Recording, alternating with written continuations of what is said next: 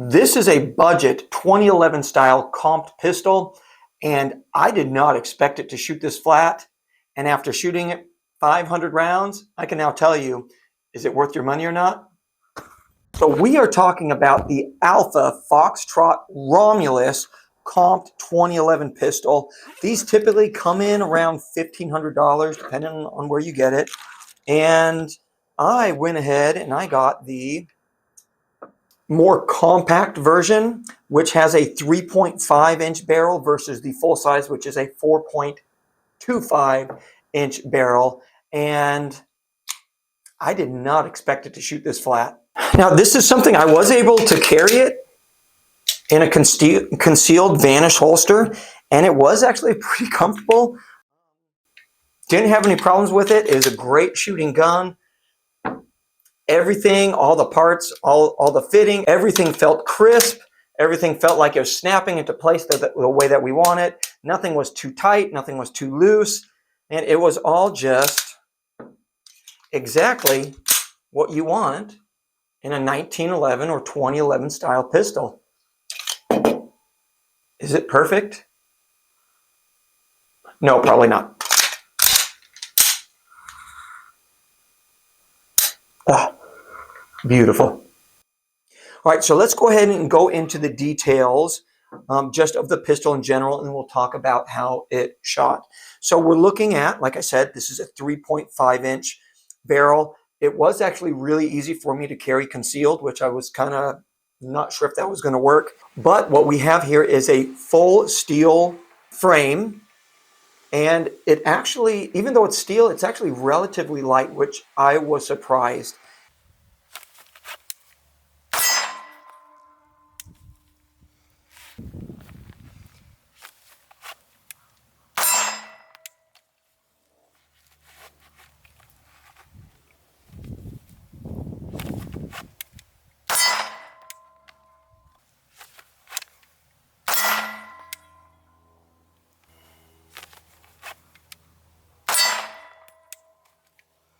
And in a previous video, I actually commented and I said that it was an aluminum frame because it felt so light, but it's not. All right, so just to do a quick comparison, this is the SIG GTO P211. You can definitely feel this is a little bit heavier just because it's a full steel frame. Yep. The Romulus is aluminum, so we can't feel a difference there. Let's see.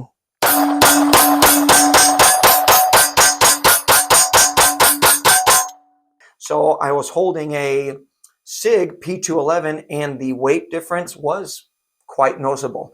So it is a steel framed pistol. Looking at the comp here, we have two medium-sized ports, which allows the gas to escape out the top. Now those two ports are going to allow that pistol to be kept relatively flat while we're shooting. I do wish that those were a little bit bigger, just so that we get a little bit more gas escaping out the top, but they do work relatively well.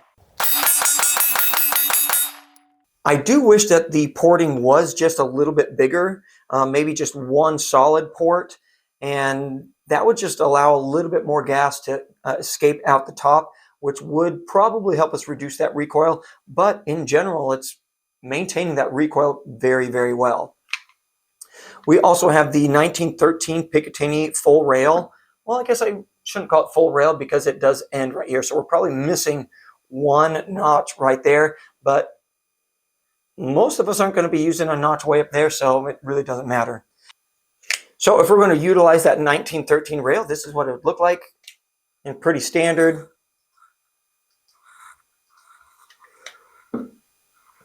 Okay, it's solid. This is the Osight Valkyrie PL3S, and it fits very snug on there. Sometimes when you get some of these, there'll be a little bit of a slop movement in there where it doesn't really grab on very well, but machining's great on it. It's perfect. We do have some lightning cuts as well as just grip serrations on the slide up here up top, as well as in the back. If you're going to be running a micro dot, you probably aren't going to be using those serrations that much, but they definitely are aggressive enough that we should be able to get a good purchase wherever we're actually grabbing and trying to chamber that round. It does come with 2 optics plates, so you can run the RMR or the RMSc, which I think is a phenomenal thing. A lot of pistols don't seem to be coming with the adapter plates, even some of these high-end pistols, and I just think that's a mistake. There's so many different types of optic options that are using different optic footprints, and if you're wanting your customer to be able to run whatever optic they want, you really should be including some kind of optic plate. Now, the plate that mine came already installed with was the RMR cut, and the plates do have the rear sight already attached. So if we are removing that adapter plate, we are losing that rear sight. And when we're looking at the sights, we do have a blacked out rear sight, and then we have some night sights, it appears, up for the front.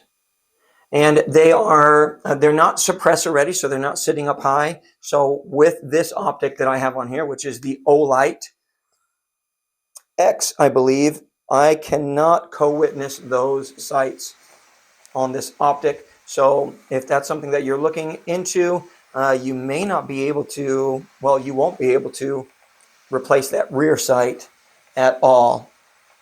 Now, when we're looking at the controls, the fire and safety selector, so the thumb safety, this is pretty standard for all 1911 or 2011 pistols. On this one, though, the left side, so that's if you're right-handed, it's your trigger finger side. It does stick out a little bit more than some of these other 1911, 2011 style pistols, and it is cut in a way that for me, it is digging into my index finger knuckle or my pointer finger. So the pointer is an index, I don't know. Okay, but my trigger finger, it is pressing into that a little bit more just with the way that it's cut. So if we look at, so this is the Fusion Firearms XP Pro Comp, we can see that this is shaved down and it's rounded off, and I don't feel it touching my knuckle at all. So that one, it's shaved down. This one, they kept it extended out. So it's extended out even further than the thumb portion of the safety. So I don't know why they made that extended, but kept this one a little bit shorter. So I'm not sure why. Now when we're looking on this side of the gun, so we're looking on the left side, we have the slide catch and release. This I'm actually really liking because it is extended out further than any of the other pistols that I have on the table here, and so it really makes it easy to change that magazine and then drop the slide. So it extends out, it's a little bit longer, and it extends out to the side a lot more than these other ones. So if we're looking at this is the Gearson Witness Match X. This one, it's really, I mean, this is more of the traditional 1911 style. That one is a little bit harder to actually reach over and get. It's further forward. It's sitting flush against the slide or the frame, and it's just a little bit more difficult to actually engage with. Then if we're looking at the Fusion, this one, it does actually extend out as well, but it doesn't actually extend backwards towards you like the Romulus. So with the Romulus, we aren't having that problem. This magazine for it. Okay. So for here, since it extends out and it's further back, makes it a little bit easier to come around and on top of it where I'm not having to really reach forward. Okay, so with this one, it's a little bit further forward. So now let's talk about the trigger. The trigger is really nice too. And when we do this, it's about a 3.5 pound trigger, maybe 4. I'll go this way. So if we're here, okay, so we do have a little bit of slop right there, but pretty solid wall. Pull the trigger. Okay, yep, really nice. Let's look at the reset. Oh, sorry. And the reset feels really good. It's got a really positive feel to it where it is pushing forward. So the spring in there is really allowing that trigger to push forward, and you can feel it pushing on your finger.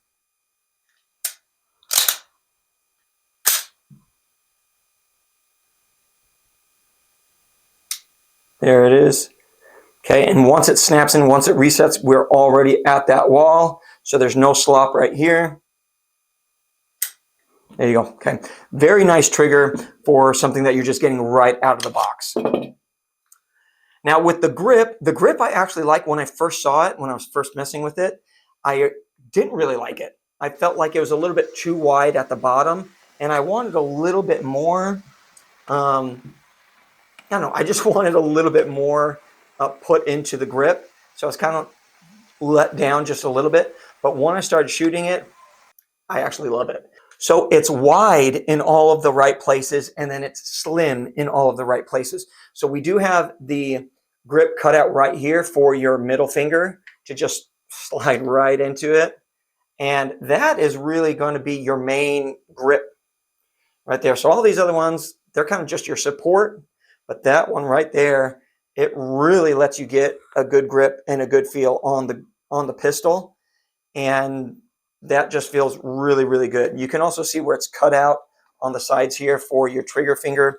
And then we also have it undercut right here in the trigger guard, which does allow us to get high up on that grip, which is what you really want to do if we're looking to try to manage that recoil. We want to get up high so that our grip and all of our strength is close to where all of the movement is happening.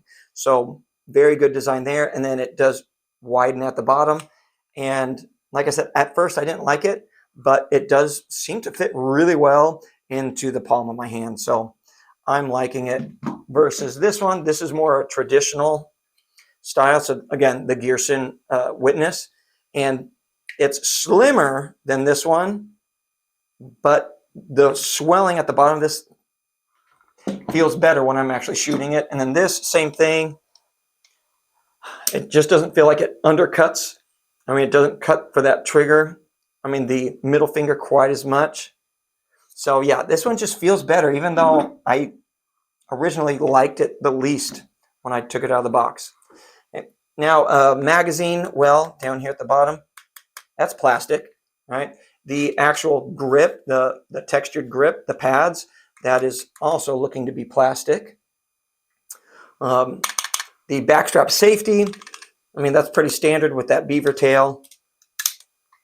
The hammer, skeletonized, but pretty standard for everything now. So you can replace a lot of those parts. You can replace a lot of the grip if you're wanting to, but I don't feel the need to do that. I mean, because we're looking at another, what, $300-400 or even more, depending on what you get. So the grip itself, I think, is already really good. We don't need to touch anything there. Now, I know a lot of you are going to be asking about the internal parts. There was some rumors going around that they did not use MIM parts, but it appears that there are some. So we're looking like it's like 50-50 here. So some of the parts are MIM, some of them aren't. That really isn't that big of a concern to me, just because in the budget world, that's kind of where you need to start shaving off some of those dollars. And then when you really think about it, we can replace those parts. So if you get Atlas, the EDW, you can get really nice parts for relatively cheap. So if we just put another couple $100 into this, we can replace the majority of those MIM parts. That would be a concern, which if they're quality MIM parts, you should be good for a long time. So I'm not saying MIM is bad, but I'm not saying that they're great either. So if you're wanting to replace those parts, a couple $100 more, and now you got everything that you want in it for a relatively really good price. So again, $1,500, give or take, but another couple $100, $1,700 to $1,800. So under $2,000, and you're getting a phenomenal 2011 style pistol with the barreled comp. What's not to love? What a great pistol, what a great price, and I'm loving it. All right, what do you guys think of the Romulus 2011 style pistol? You think you can get a better one for a better price? Let us know down in the comments below. For me, I don't think there's going to be one. All right, that's going to do it for this video. Don't forget to like, comment, and subscribe. And until next time, we'll see you later.